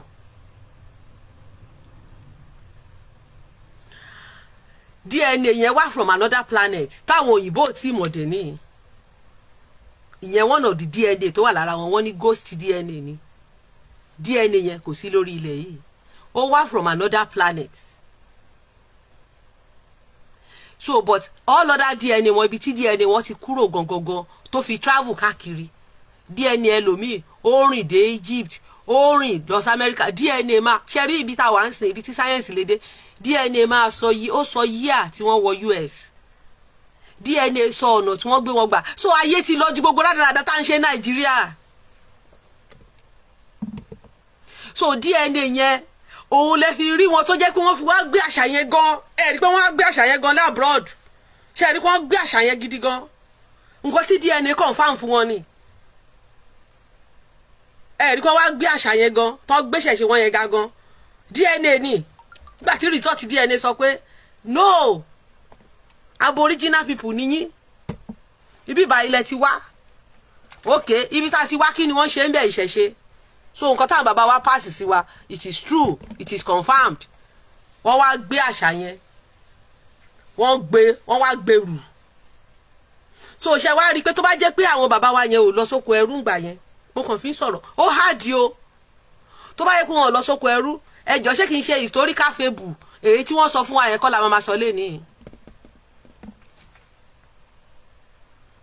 No, tó bá jẹ́ pé àwọn bàbá wa yẹn, tó bá jẹ́ pé wọn ò lọ sóko ẹrú, tó bá jẹ́ pé wọn ò lọ sóko ẹrú, ṣé kì í ṣe historical fable èyí tí gbogbo wa ti jí gbọ́ pé Mẹ́kà náà ti lé wa, ẹjọ́ ṣé kì í ṣe historical fable yẹn la máa sọ lénìí. Ṣé kì í ṣe historical fable yẹn la máa sọ lénìí. So ẹ ti rí pé Ọlọ́run tó máa ń ṣe nǹkan ẹ̀, wọ́n ní Ọlọ́run rí wájú ó rẹ́yìn. So àwọn yẹn àwọn ló save wa lénìí. Àbẹ́ èrò kan dédé wá gbé ẹ̀sìn rù, wọ́n ṣe research, wọ́n wádìí ara wọn to the last. So ẹ lè wá sọ fún àwọn tó lè wá kó lẹ́rù yìí, ṣe àwọn káwọn ọmọ Bàtálá ni, ọmọ Ògún, ọmọ Ṣàngó, ọmọ Ọya, ọmọ Ọ̀rúnmìlà, gbogbo wọn náà kó lẹ́rù o. So kò wá sí nǹkan tẹ́ lè fi convince wọ́n gbà tẹ́mi sọ pé no Mẹ́kà láti wá kíní kan Middle East ni o kíní kan o Mẹ́kà wọ́n ní no, wọ́n ní princess wọ́n ní no, wọ́n ní no, wọ́n láwọn ò wá láti Mẹ́kà, wọ́n láwọn ò wá láti Mẹ́kà. Wọ́n yẹ fún mi ní gbogbo àwọn detail tó fún mi ní gbogbo àwọn kíní wọn nìyẹn. So ńgbà tó dẹ̀ ti fún mi, ìgbà yẹn náà lèmi náà bẹ̀rẹ̀ sí ní get over gbogbo àwọn rádaràda tí mo ti kó sọpọlọ tẹ́lẹ̀tẹ́lẹ̀ yẹn. Mo kàn ra yọ kúrò lọ́pọlọ mi ni pé èmi ò lè deny science, I cannot deny science. Nígbà tí mi ń ṣe máa nǹkan, mo sorry gan o, mo sorry o, mi ò fi yọ, mi ò ṣe pé mo fẹ́ fi bú Ìgbò, mi ò fẹ́ fi bú ọ̀nkú yẹn wà ní London yìí, ó lọ́mọ Israel ni. Ìgbà tó lọ ṣe ancestry DNA, tá ancestry DNA sọ pé kì í ṣe Israel ni, ipe Nàìjíríà ni orísun ẹ ti kúrò. ipe orísun ẹ̀ ó kúrò ní ilẹ̀ tápà ó nírọ́ ní DNA ń pa ṣe mọ̀ pé yẹn náà pè ní inferiority complex. So mo ń try láti sọ fún yín pé sọ àwọn èèyàn wa tí wọ́n lọ sóko ẹrú àwọn náà ti dàbí òyìnbó, wọn kì í ronú bí àwa táwa láfíríkà, wọn ronú bí títí wa, ìrònú tí wọ́n bí tòyìnbó ni. So kò wá sí nǹkan tẹ́ lè fi sọ fún wọn pé Mẹ́kà ni bàbá wọn ti wá, wọ́n á sọ fún yín pé no, pé oral tradition tó ti fi ilẹ̀ fáwọn ni pé aboriginal people of Ife làwọn. DNA dẹ̀ ti proof ẹ̀ pé aboriginal ni wọ́n. So tí àwọn tó ti wá lọ sóko ẹrú láti bí 500 years ago, 600, 300, àwọn tó lọ sóko ẹrú tí wọ́n jẹ́ pé dọ̀la wọ́n sì ń jẹ́ Fákúnlé, àwọn yẹn ò tiẹ̀ kì í jẹ́ orúkọ Fáná máa ń jẹ́ lọ́hùn, tó máa fẹ́ jẹ́ orúkọ tiwa eléyìí táwa ń jẹ́ Olúwatóyìn, Olúwafúnkẹ́, Olúwaṣẹ́gun, Olúbùnmi, tẹ́ pé àwa proud of other name, tẹ́ pé olú nìkan la máa fẹ́ kó máa wà níbẹ̀, tẹ́ pé àwọn oníṣẹ̀ṣe nìkan ló ń jẹ́ Fákúnlé. Àwọn lọ́hùn Ògúnyẹmí, Ògúnsànyà, Ṣàngó ṣe kinní kan, Èṣù lékè, nǹkan táwọn máa ń jẹ́ nìyẹn. Wọn ò lè sọ èdè wa mọ́ o, but they bear the name. So kò sí nǹkan tẹ́ wá lè fi convince wọn pọ́n wá láti Mẹ́kà, wọ́n á sọ fún yín pé wọ́n ní it's a false narration because science ẹ mọ̀ pé òyìnbó kò sí nǹkan tó òyìnbó lè sọ tí science bá ti sọ fún òyìnbó pé nǹkan tó òyìnbó sọ òrí òyìnbó ti jáwọ́ nìyẹn. Ìṣòro ta ní nìyẹn, upgrade Christianity àti Islam tá à ń ṣe, a ní láti update ara wa. We need to update ourselves. Tí app kan bá ti expire nínú phone, tẹ́ ẹ bá update ẹ̀ tẹ́ bá ṣì kò ní open. Ẹ̀sìn tá gbà, many discoveries are coming. You cannot just control people with book and reject oral tradition. Àwọn Lárúbáwá ní oral tradition and they kept that oral tradition and that's why they are strong. Ẹ rò pé Quran ló gbà àwọn Lárúbáwá. They kept gbogbo àwọn all the strong nation in the world, oral tradition ló gbé wọn. They kept to their oral tradition. Any nation tó bá ti ju oral tradition ẹ̀ dànù, ó máa backward ni, ó dẹ̀ máa sọnù. That nation will be fooled and that nation can be deceived. Nation yẹn counter wọ́n máa fake because when you practice a counter culture, a culture that come from another land, a culture that is not your original, and you now allow a counter culture to overcome your own culture, that means you are fake.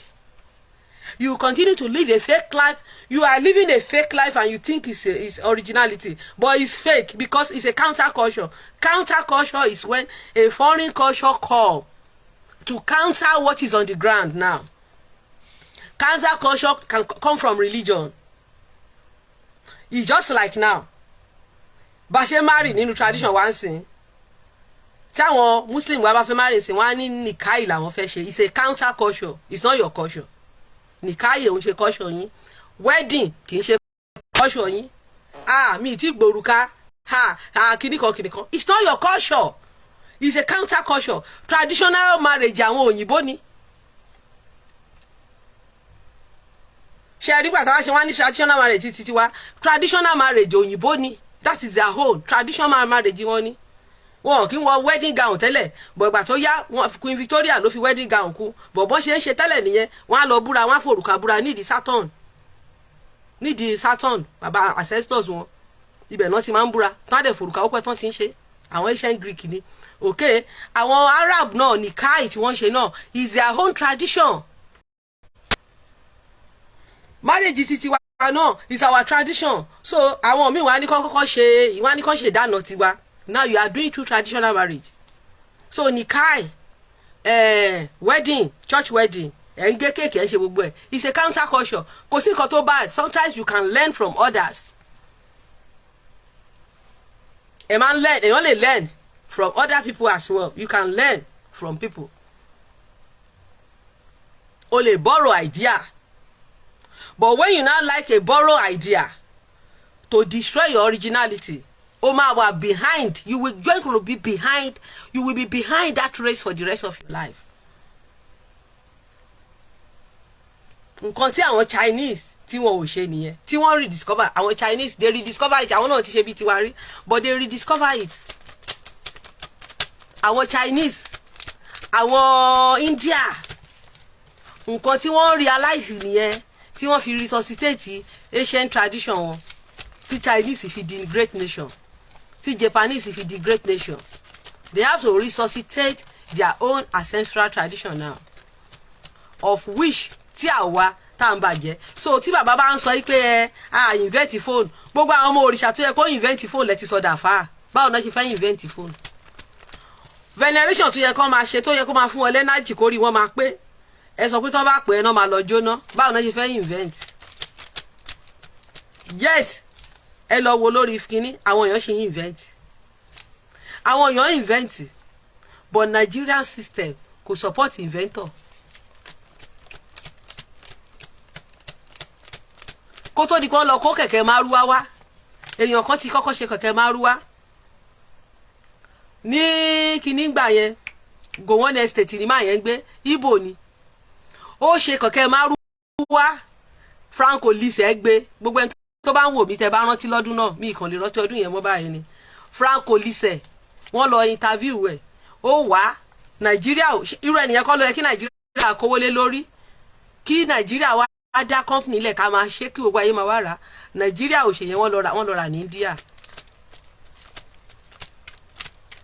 HIV, Dr. Abalaka, Jeremiah Abalaka, ó invent the cure of HIV. Nigeria system ò gbà.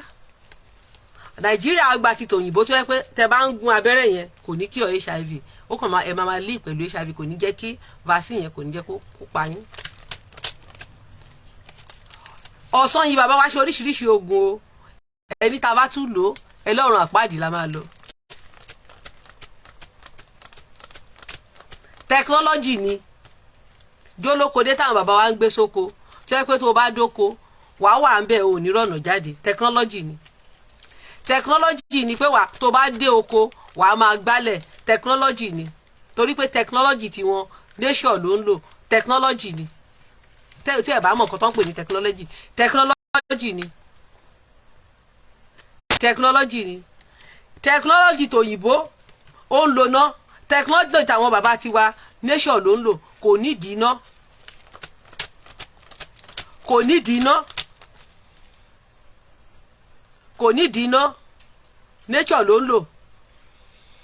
Wọ́n lè sọ pé ìkó dídẹ ó lè ṣara ẹ̀ náà máa ṣe sí, wọ́n á ní kàn fi kọ́nu lé, ipe olè ò ní wọnú ilé yẹn, wọ́n ti gbé technology tiwọn síbẹ̀ nìyẹn.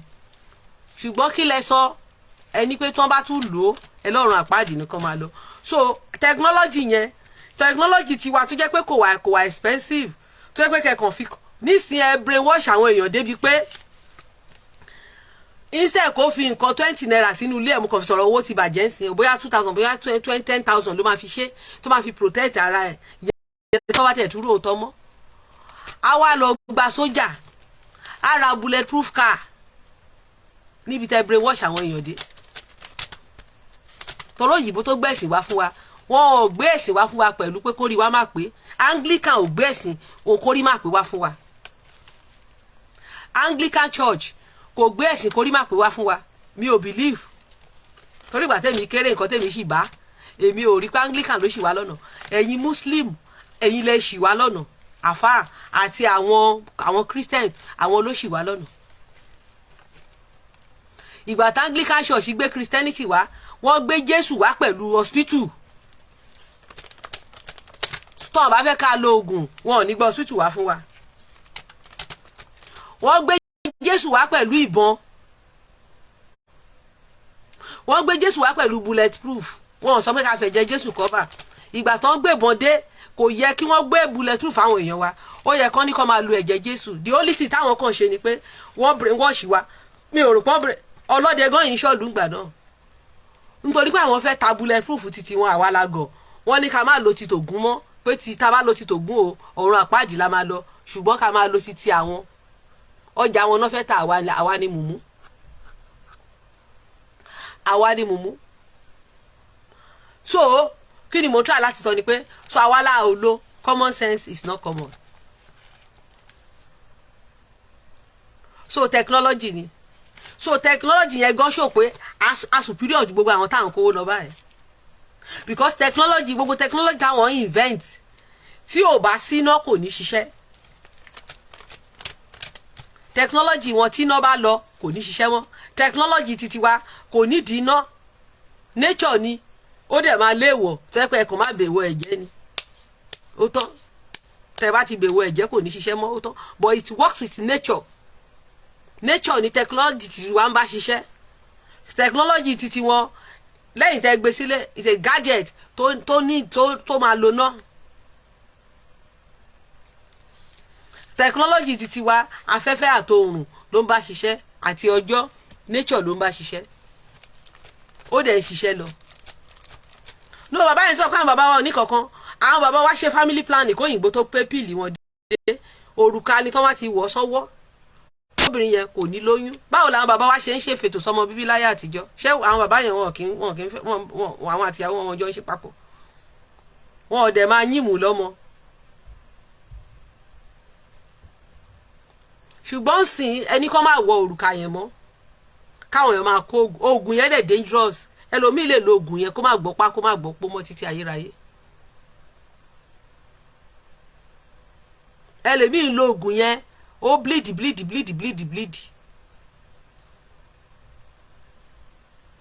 ṣé kìí ṣe technology nìyẹn tó bá ti wọ òrùka òun àtọkọ àti àwọn àmà gbádùn ara wọn tó bá dẹ̀ tún ṣe á túbọ̀ òrùka ẹ̀ ẹ̀rẹ̀ láwọn bàbá wa ò ṣe nǹkan kan wọ́n ṣe gudugudu méje wọ́n ṣe yàyà mẹ́fà àwa ni a sọ pé ẹ̀yin lẹ convert wa tẹ́ni ká da àlùfáà kẹ́ni ká di wòlíì so bàtà dẹ̀ ti da àlùfáà tá ti di wòlíì ọ̀rọ̀ wa ò yàtọ̀ sí parable of talent tó wà ní Bible ẹni tó fún ní talent 5 ẹni tó fún ní 2 àti ẹni tó fún lẹ́yọ kan tó rí tiẹ̀ mọ́lẹ̀ kí ló ṣẹlẹ̀ wọ́n gbà lọ́wọ́ ẹ̀ wọ́n tún fún ẹlòmíì ni because iṣẹ́ Ọlọ́run á continue Ọlọ́run á torí pé ẹ̀yin lẹ́gbẹ̀sìn àwa lóun ò ní develop ayé Olódùmarè ń develop ẹ̀yin lẹ́ ń believe páyé máa jóná àwọn tó sọ fún yín páyé máa jóná wọ́n tún lù wọ́n ṣe tó yẹ páyé fẹ́ jóná lóòótọ́ kò yẹ kán tún lù wọ́n ṣe náà no ayé fẹ́ jóná wọ́n mọ̀ pé wọ́n máa da Káábà gbogbo ẹgbẹ́ sì máa jó ṣé bí Káábà ṣe rí 150 years ago nìyẹn ayé máa jóná ẹ wo nǹkan tó sọ Dubai dà ayé máa jóná orí omi ní Europe ẹ wo nǹkan tí Europe dà lẹ́ni but ẹ̀yí wọ́n lẹ̀ láyé máa jóná ibi ilé ayé tó wọ̀n kó sì máa jóná ṣó yẹ kán máa improve ẹ̀ kán máa túnṣe but àwa à ń retí pé ọjọ́ ìgbé àlèdè àlìkìámọ̀ ọjọ́ tá ànábì mọ́mọ́ bá ti jí lójú oorun tó wà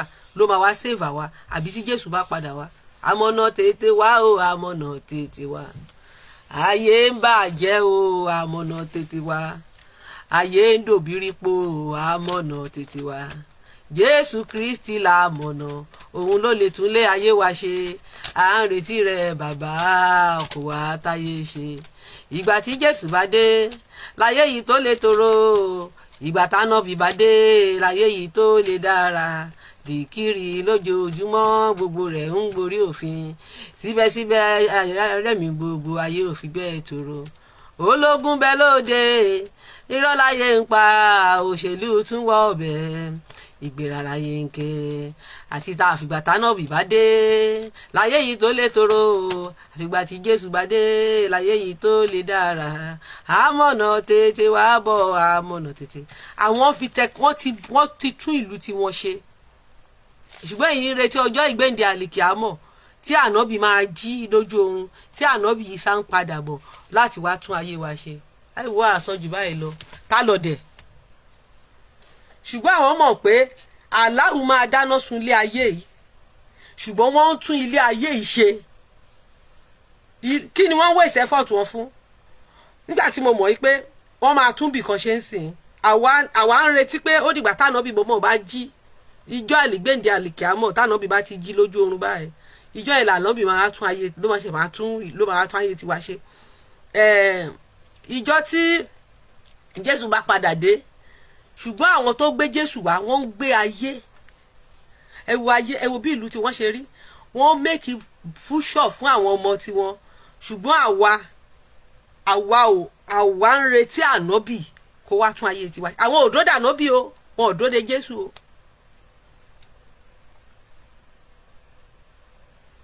wọn ò dóde ànábì wọn ò dóde Jésù ṣùgbọ́n àwa ń dóde Jésù àti ànábì kó wá tún ayé wa ṣe àwọn méjì tó fẹ́ wá tún ayé tiwa ṣe nìyẹn. Ṣùgbọ́n àwọn tó ní Jésù àtàwọn tó ní ànábì, ẹ wo bọ́n ṣe ṣèlú wọn, ẹ wo bọ́n ṣe ṣe. Àwa gbogbo ọ̀nà tí ayé tiwa máa fi dá òun làwa ń gbógun tì. A mọ̀ pé generation àwọn bàbá ṣe wọ́n máa ń dùn yàn ṣùgbọ́n àwọn bàbá àgbàlagbà ẹ máa mọ̀ pé àwọn bàbá ẹ̀yìn bàbá wọn so ṣe báyìí la ṣe máa continue. Gbogbo nǹkan tí wọ́n invent láyé àwọn tó wà demonic ló ṣe o.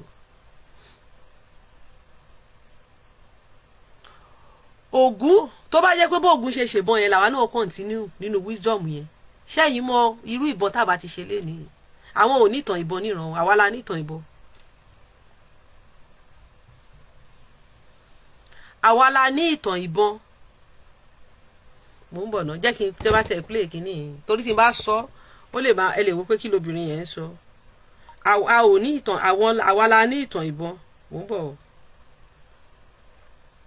Mo kàn fẹ́ play voice yẹn, mo fẹ́ play ẹ̀ ìwúre kan tó ń ṣe nígbà kan báyìí. Mo ń bọ̀ ṣé mo ní. Sunday òní bàbá wa fi ṣẹ́gun jọ́ nǹkan tí mo sẹ́ndì yìí.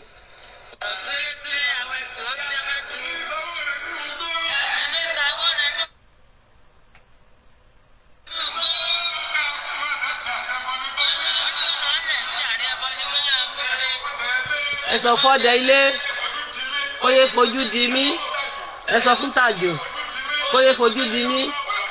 Wọ́n sọ̀rọ̀ nípa ọ̀rọ̀ ọlọ́dẹ. Ẹkùn ní ìṣàwọ̀rẹ̀ inú igbó. Ẹbọ ni wọ́n ní kó ṣe. Ẹ sọ fọ́dẹ ilé kó yé fojú di mí, ẹ sọ fún Ṣàdù kó yé fojú di mí. Èyí ò mọ̀ pé iṣẹ́ irúnmọlẹ̀ ò lè ní í ṣe. Ọ̀bàrà túra adífá fún Ògún onídà òòlé agbègbè bí ìjà èyí tí ń bẹ láàrin òṣèré tí ń bẹ láàrin ọ̀tá ẹbọ náà ní kó máa mú ṣe ó sì gbẹ́bọ ní abẹ ó wá ṣẹbọ. Èyí ò mọ̀ pé tọ́wọ́ Ògún bá ti bàbọn a sì máa ṣẹ́gun. Ifá ló sọ pé Ògún tọ́wọ́ ẹ̀ bá bàbọn a máa ṣẹ́gun. Ṣé òyìnbó ló wá kọ́ Ògún bó ṣe ń ṣèbọn? Ṣèbí Ìlọrin yẹn ibi tó ti ń lọ irin yẹn ṣèbí wọ́n náà ìbọn gbogbo ìbọn náà ṣe ń bẹ̀ tẹ́lẹ̀. Àwọn bàbá wa ti ń ṣe máìnì náà ṣé òyìnbó ló wá ṣe òyìnbó ló ṣe Ìlọrin ṣèbí tó ti ń lọ irin nìtúmọ̀ Ìlọrin. So tọ́wọ́ Ògún bá bàbọn a máa ṣẹ́gun. Kí ló dé tẹ́ ẹ̀yin ò ṣe improve lórí ìbọn yẹn? Ọ̀bàrà òtúrá lọ́tún òtúrá lósì. So kí ló dé tí ẹ̀yin ò ṣe improve kẹ́yìn náà ṣe ìbọn kẹ́ẹ̀tì tó bá jẹ́ pé ẹ̀yin náà ti tẹ́ bá continue nínú ìbọn tó Ògún ṣe ṣé ẹ mọ̀ pé ìmọ̀ tuntun á máa dé.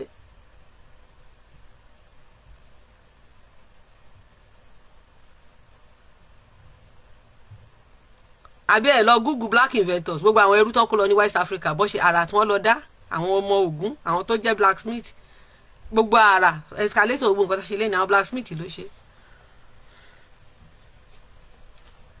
Ẹ̀yin lẹ divert attention wa tẹ́ jẹ́ ká lé wa kúrò nínú gbogbo nǹkan tá fẹ́ ẹ sọ pé tá bá continue àmà lọ sọ́run àpáàdì ká má ṣe mọ́ kí gbogbo á dàfà gbà tá a dẹ̀ di àfáàn sí tá a di pastor tí ò sóúnjẹ a lọ sóko mọ́ àṣàgbẹ̀ mọ́ ebi ń pa wá ó di pé ká máa ṣe 419 ká máa wá quick money ká máa wá gbé káàkiri kọ́sẹ̀ ti divert wa so tó wá jẹ́ ìbọn yẹn nìkan láti ẹ̀ ń ṣe gbogbo ayé kan wá máa patronize wa ṣe mọ́ ọkọ̀ tí Nàìjíríà ìbàjẹ́ ilẹ̀kẹ̀ irú adé táwọn bàbá wa ṣe ṣé ẹrí mi kan tó ti dérú ẹ̀ lágbàáyé. Àwọn China ti kọ́pì aṣọ òkè wa ń sìn ò ṣe mọ̀ bẹ́ẹ̀ wọ́n ti ń ṣe aṣọ òkè wa ní China wọ́n ti ń ṣe tó bá yá ń sìn àwọn Muslim á sọ pé China láṣọ òkè ti wá torí gbogbo nǹkan títí wá táwa bá ṣe láyé yìí kò ní lè máa ń bàjẹ́ táwọn bàbá wa ṣe tó yẹ kẹ́ gbógun ẹ̀ fún bàbá wa ẹ máa bàjẹ́ ni ògo tó jẹ́ tọlọ́run ẹ fi fọlọ́run ògo tó jẹ́ tèèyàn fi èèyàn àwọn bàbá wa ló ṣe epo pupa àwọn ló ṣe àdín àwọn ló fi èèsàn ní Ògún sẹ́yìn lẹ́kọ́ Ògún kó tó mọ̀ pé èèsàn òun ni alágbẹ̀dẹ ń lò tí kì í ṣe tí ò ṣe máa lo ẹyin náà. tó wá jẹ́ pé kò wá sí nǹkan ẹyọ kan nínú àgbẹ̀ nínú kinní tó ń invent tí ní ara ọ̀pẹ tí ò wúlò. àwọn ló ṣe gbálẹ̀ àwọn ló ṣe gbogbo ẹ̀ ẹni wọn ò ṣe nǹkan. àwa la improve àwọn òyìnbó náà bọ́ ayé wọn ti rí tẹ́lẹ̀ náà nìyẹn. so ẹni tó bá ṣípá ni bàbá ń gbé tí bàbá bá fẹ́ gbé ẹ tó ṣọwọ́ báyìí kò lè gbé ẹ ẹni tó bá ṣọpá báyìí ni bàbá ń gbé. so ṣípá ọlọ́run ò lè gbé yín. olódùmarè dẹ̀ láti máa tún lé ayé ẹ̀ ṣe nígbà tó lódùmarè ti kọ́ àwọn bàbá yín tó ti fún wọn ní ìmísí tẹkinọ́lọ́jì táwọn bàbá yín ti ń ṣe tẹkinọ́lọ́jì tí àwọn kan wá tàn yín jẹ pé ẹ kúrò lórí tẹkinọ́lọ́jì pé kẹ́ máa ṣẹ̀sìn pé kẹ́ wà religious tẹ́yìn wá ń ṣe religion tẹ́ kúrò lórí tẹkinọ́lọ́jì.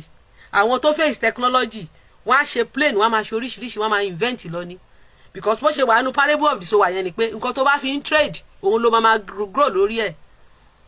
knowledge tó bá fi ń trade ni wà máa improve lé lórí. tó bá jẹ́ Islam ló fi ń trade wáyé pé ẹ̀sìn ni ẹ̀sìn wà máa improve lé lórí. tó bá jẹ́ Christian that's why tó jẹ́ pé Anglican Methodist Catholic àti Baptist lòyìnbó gbé wá ṣẹ́yìn mo ye ṣọ́ọ̀ṣì tá a ti dá lé ní. kódà a sọ pé òyìnbó gan alóyìnbó wrong. ibi tá a tún ti sọ̀rọ̀ dé báyìí a ní àwọn òyìnbó a ní wọn ò mọ Jésù mọ́ bẹ́ẹ̀ náà làwọn Yorùbá wa àwọn Muslim wa náà ní àwọn Lárúbáwá ò mọ Allah àwọn Mẹ́kà gan wọn ò mọ Allah tó Yorùbá wọn ò mọ Allah tó àwa Yorùbá lè ní.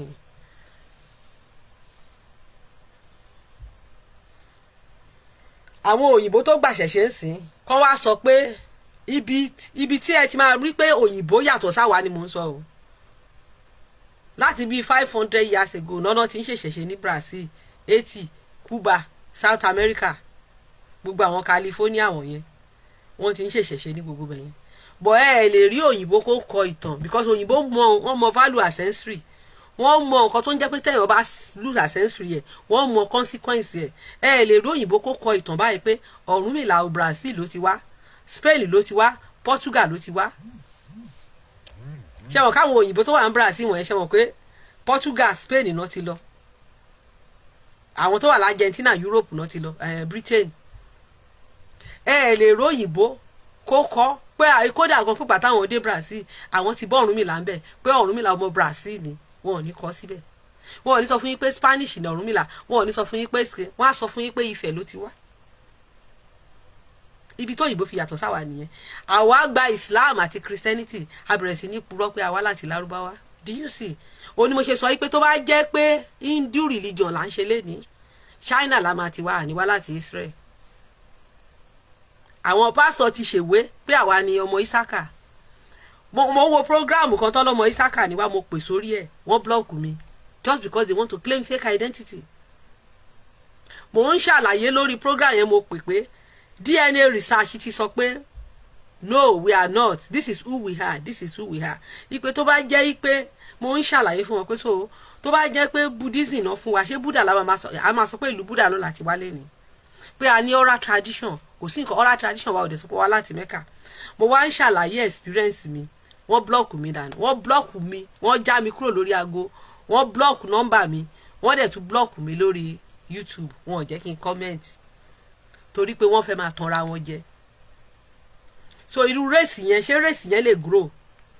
ìdí nìyẹn tá a fi la fẹ́ gba Yorùbá nation èmi ti fẹ́ parí ọ̀rọ̀ mi báyìí tá a fi ríra wa lénìí tó fi jẹ́ pé a fi Yorùbá nation aláfẹ́ gba òmìnira o a ní oko ẹrú ti sú wa o Nàìjíríà o a ṣe Nàìjíríà mọ́ o ṣùgbọ́n àwọn tó tẹ̀lú yẹn dó we don't have respect for them. àwọn bàbá oníbàbá tí wọn ò mọ anything nípa history wa ìlú wa àwọn là ń yìn. Moses kò jagun fún yín tí Moses bá ká àwọn ọmọ Israel kúrò lóko ẹrú àwọn ìran ẹ̀ ló jagun fún. gbogbo nǹkan táwọn náà bí mọ́mọ́ ṣe lé ní ìran ẹ̀ ló ṣe fún. Jésù táwọn òyìnbó gbé wá àwọn wo ló pé ṣó pé àwa àyàn dúdú ni òyìnbó ló ń jọlá Jésù. àwọn Arab ló ń jọlá ànábì àwọn Júù ń jọlá Mósè. àwọn tó wá jìyà fún àwa tó gbalẹ̀ fún wa tí wọ́n ṣe gbogbo nǹkan àwọn yẹn ìwékúwé la máa fi wọ́n wé. ọ̀pọ̀lọpọ̀ àwọn tó ń ṣe Yorùbá nation gan ẹ̀ tún máa bú wọn ẹ bú èṣù, ẹ bú Ògún, ẹ bú Ṣàngó, ẹ bú gbogbo wọn, ẹ bú gbogbo àwọn tó talẹ̀ fún yín, ẹ ní wọn ò já mọ́ kankan, ẹ ní kí ni wọ́n invent, ẹ dẹ̀ ń jẹ yún, ẹ ń jẹ àmàlà, ẹ ń jẹ ẹ̀fọ́, ẹ ń fi epo pupa sí ọbẹ̀, ẹ ń jẹ rú, ẹ ń jẹ wédú, ẹ ń lo àgbo jẹ̀dí, tẹ́fùn bá mu yín, àwọn dúdú ẹ mú epo rà, ẹ mú ọpọlọ ẹ̀pà jẹ̀bú, ẹ ń lo gbogbo ẹ̀, ṣùgbọ́n ègùn èlá gbogbo ẹ̀ ń lò, ṣùgbọ́n ẹni wọn ò fi nǹkan kan lẹ̀ fún yín, ẹ máa tẹnu àbùkù, ẹ máa kó bá wọn. Àwọn tí wọn ò had any value relationship nílé ayé, a lè gain lára wọn, a lè learn nǹkan tó dáa, káwọn náà learn nǹkan tó dáa lára wa, but lo relationship yẹn as wọ́n pè kankan ní saprophytic relationship nígbà tí a wà ní school ní biology. Saprophyte, you learn, both gain from each other, but parasitic nutrition, parasitic wọ́n máa consume lára ẹ, you won't gain from that people. A ti sọ relationship àwa pẹ̀lú Arab àti àwọn òyìnbó, a ti sọ di parasitic nutrition, a ti sọ di parasitic relationship. A sọ àwọn Arab, a sọ àwọn òyìnbó, a sọ àwọn kìíní òyìnbó àtàwọn lárúbáwá òyìnbó ni wọ́n, a sọ wọ́n di parasite, a sọ wọ́n di parasite. A make relationship yẹn saprophytic. Sometimes Ọlọ́run ò kì í ṣe mistake, they came, there may be good things we should learn from there, táwa ò ní knowledge táwọn ní tán gbé dání, and other things táwa ò ní náà táwọn náà lè wá kọ́ lára wa, but àwa nǹkan ẹyọ kan la pick, we pick religion, pick other things. So the relationship between us now is parasite, because all harmful. All our money tó yẹ ká fi tún lù wá ṣe, a lọ fi ń ṣe tọ́ lọ́dọ̀ tiwọn, àwọn ti tiwa ìlú tiwa àtúnṣe. Àwọn nǹkan tí àwọn bàbá wa ti ṣe tó yẹ ká fi improve, a bẹ̀rẹ̀ sí ní bàjẹ́, a bẹ̀rẹ̀ sí ní bàjẹ́. Is that not a parasitic relationship? That's parasitic. It's parasitic. That relationship instead kó jẹ́ saprophytic relationship now, ẹ ti sọ di parasitic relationship. Ẹ sọ àwọn foreigner yẹn, ẹ sọ wọ́n di parasite, ẹ sọ wọ́n di parasite, and we supposed to live saprophytically. Saprophytically is taba learn, is just like wàtọ́kọ́ àwọn èèyàn dúdú lọ sí àtọ́kọ́ wọn lẹ́rú, àwọn èèyàn dúdú yìí they eventually learn. Àwọn òyìnbó learn from them. Àwọn èèyàn dúdú wọ́n invent so many things títí kan train. Ẹ lọ ka history black inventors, wọ́n bẹ̀rẹ̀ sí ní fi knowledge wọ́n bẹ̀rẹ̀ sí fi ń ṣe, and they begin to invent. So that is saprophytic relationship. You learn from each other. Èèyàn dúdú ló kọ́ wọn ní vaccine, African slave òun ló introduce vaccine. Ó wà lára nǹkan tí kìíní sọ, ó dárúkọ ẹ̀ torí ẹ̀ mọ̀ kán fún wọn lórúkọ òyìnbó. This president Joe Biden said it, tí fídíò yẹn go viral ńgbà yẹn. That is saprophytic relationship. Wọ́n gain, but àwa kí wá ní relationship yẹn lọ́dọ̀ tí wá ń bí is a parasite. Àti sọ relationship yẹn di parasitic. Sorry the black, I'm sorry, I don't know, I don't even mean say ẹ̀rántí mọ́ aboraboy. So we have changed the relationship to a parasitic relationship now. Parasite, yes, because àwa kò sí kankan tá ń gain ju pé ká máa bà ilé tiwa jẹ́, ká máa bà nǹkan tiwa jẹ́, ká máa fi tiwa ká máa fi gbé tiwọn ga. Is that not parasite? Ṣé kò ṣe parasitic nìyẹn?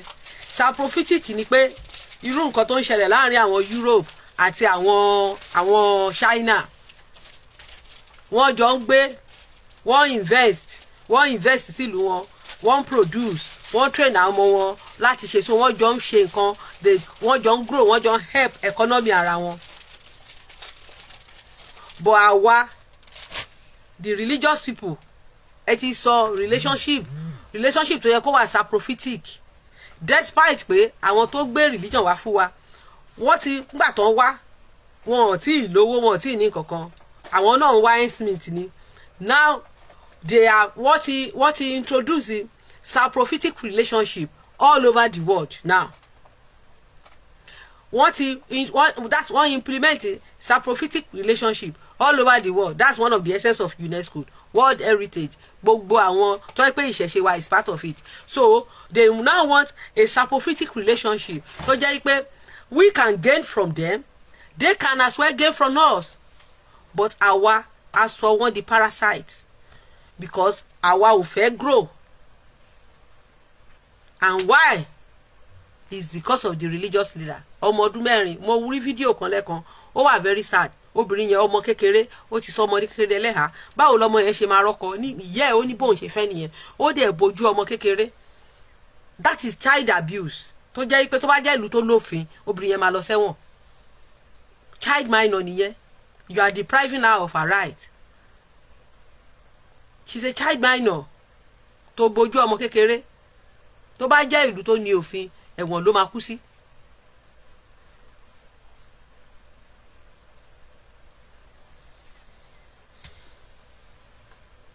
So àìláròjinlẹ̀ òun lẹ máa ṣe sọ pé kí ni òòṣà ṣe kí lòòṣà kọ yín nǹkan tó ṣàkọ wá pọ̀ ṣé mo pé mo kà á mi ìka tán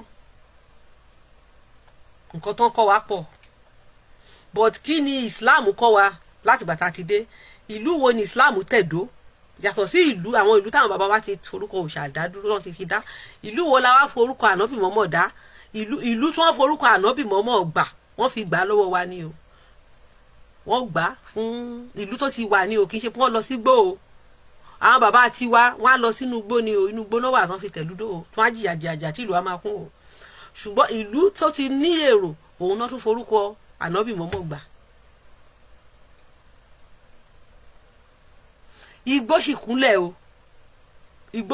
o igbó ìwà tó jẹ́ pé láti ìgbà yẹn ó yẹ kán ti lọ sínú igbó yẹn kẹ́ kó àlùkùrán lọ síbẹ̀ kẹ́ sọ pé láìláì làlá o kìíní kan kẹ́ tẹ kìíní yẹn síbẹ̀ kẹ́ dẹ̀ sẹ́tù síbẹ̀ kẹ́ sọ ìlú yìí o ẹ ti fi koran tẹ̀dó àárí ìlú kankan tẹ́ fa àlùkùrán tẹ̀dó lé ní yàtọ̀ sí àwọn ìlú táwọn bàbá wa tẹ̀dó báyìí tẹ́ tún ti ń kọ ìtàn irọ́ tẹ́ ti bẹ̀rẹ̀ sí ń sọ fake history tẹ́ tún fẹ́ gbà wọ́n tún ti ń sọ pé Ògbómọ̀ṣọ́ o kì í ṣe àwọn bàbá wa ló lò Ògbómọ̀ṣọ́ o tó bá yá ẹ ti kọ̀tàn rọ́gbọ́n pàwọn akọ́lá nífẹ̀ẹ́ wípé ṣe la dé fẹ̀ tá a lé gbogbo àwọn ará Ifẹ̀ kúrò tá a tẹ̀dó síbẹ̀.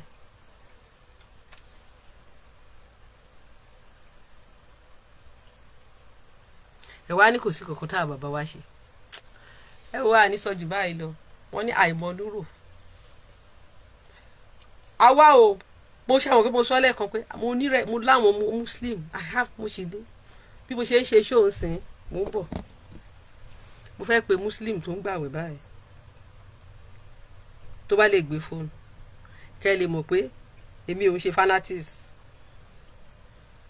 I am not a fanatics yes I am not a fanatics at all but tó bá ti di pé ká sòótọ́ fúnra wa nínú ilé yes a máa bára wa sòótọ́ mo ń bọ̀ o mo fẹ́ pe muslim mo ń bọ̀ tí bá rí pé ń sìn màá pè é rẹ̀ gbóhùn ẹ̀ mi ò ṣe fanatics mo fẹ́ pe muslim báyìí mo fẹ́ pe muslim tí bá rí pé tó bá gbé fóònù kẹ́ ẹ mọ̀ pé mi ò ṣe fanatics tó ń gbàwẹ̀ lọ́wọ́.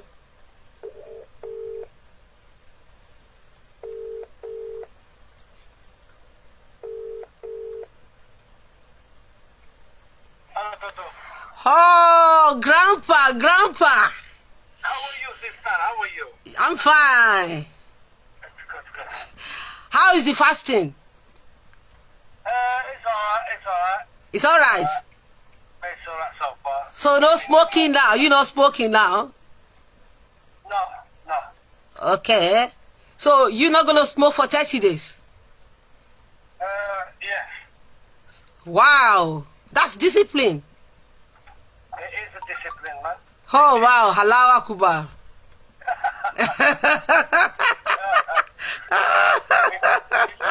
Torture, man.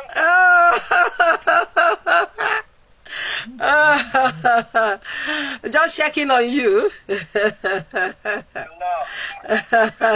Allahu Akbar.